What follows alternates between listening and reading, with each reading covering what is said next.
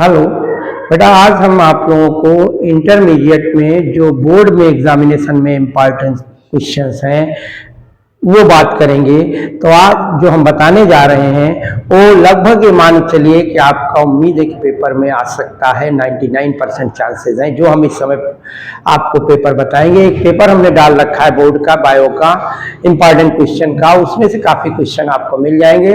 उसी पेपर से संबंधित एक क्वेश्चन जो इम्पॉर्टेंट है वो हम बताने जा रहे हैं। इन बीटी फसलें शायद नोट में या टिप्पणी में पूछा जाता है।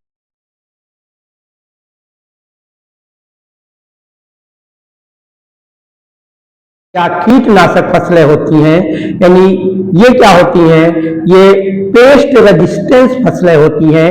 पेस्ट रेजिस्टेंस फसलों का मतलब है कि ऐसी फसलों में दवाओं के छिड़काव की जरूरत नहीं पड़ती है, यानी पेस्टिसाइड या कीटनाशक दवा के उपयोग की जरूरत नहीं पड़ती है, क्योंकि बीटी फसलों में कीड़े मकोड़े नहीं लगते हैं। तो बीटी फसलें ये पेस्ट रेजिस्टेंट होती हैं, यानी कीटनाशक फसलें होती हैं, और ऐसी फसलों में दवाओं को छिड़कने की या कीटनाशक दवाओं को छिड़कने की जरूरत नहीं पड़ती है, यानी पेस्टिसाइड की जरूरत नहीं पड़ती है। और इन फसलों में बीटी जीन उपस्थित होता है, यानी बीटी जीन्स इन फसलों में उपस्थित होता है जिनमें दवाओं की पेस्टिसाइड की जरूरत नहीं पड़ती है। और बैसिलस थुरिंजिएंसिस जीवाणु जो है बीटी प्रतिविष का निर्माण होता है। कहाँ होता है? यानी ये जीवाणु है बैसिलस थुरिंजिएंसिस जो जीवाणु है वहां पर बीटी एंटीवेनम यानी बीटी प्रतिविष यानी एंटीवेनम का निर्माण होता है। एंटीवेनम का नाम आपने इससे पहले भी सुना हुआ है, सांप के काटने पर एंटीवेनम देते हैं सांप के जहर को खत्म करने के लिए। तो यहाँ पर बीटी एंटीवेनम जो है ये जीवाणु बैसिलस थुरिंजिएंसिस से तैयार किया जाता है। इसी जीन को जीवाणु से पृथक कर लेते हैं, अलग कर लेते हैं, आइसोलेट कर लेते हैं जीवाणु को से इस जीन को, और पौधों में स्थानांतरित कर दिया जाता है। यानी इस जीवाणु से इस प्रतिविष को बीटी एंटीवेनम को अलग करके इसके जीन को जीवाणु से पृथक करके पौधों में स्थानांतरित कर देते हैं।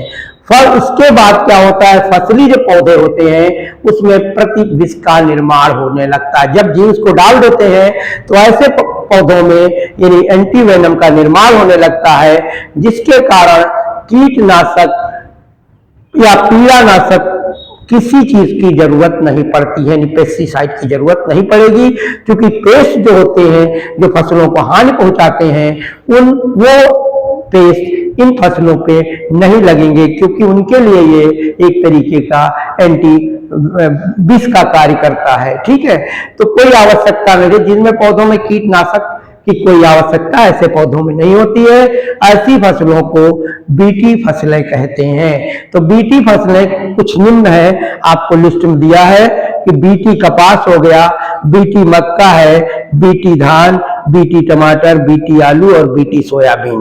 तो ये हो गया बीटी फसलों की बात। तो शॉर्ट में बता दें कि बीटी फसलें ये इनमें पेस्टिसाइड की जरूरत नहीं पड़ती है, या कह सकते हो ये पेस्ट जो है रेजिस्टेंस होती हैं, और ये एक जीवाणु जिसे हम कहते हैं बैसिलस थुरिंजिएंसिस जीवाणु द्वारा ये एक बीटी प्रतिविष उत्पन्न करती हैं, और उसके जीन्स को फसलों में डाल दिया जाता है, और जिसके बाद कोई पेस्टिसाइड की जरूरत नहीं पड़ती है।